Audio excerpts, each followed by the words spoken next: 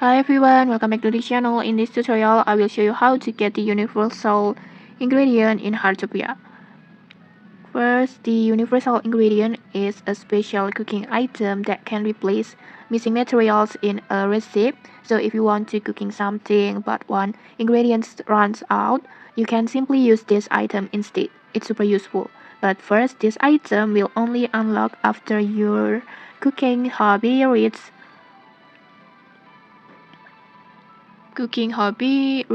the level 4, this one. Once you hit level 4, just go to NPC Massimo and just open his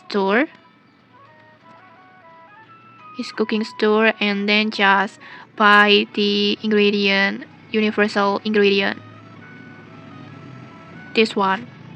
You can buy it with the 1 star per item or 2000 gold per item. Just choose how many that you want and then just press purchase and done. And in the next video, I will show you exactly how to use this universal ingredient while cooking. And so just don't forget to check the next video. And okay, that's it. If you found this helpful, don't forget to like, comment, and subscribe for more tutorials. Thanks for watching and see you.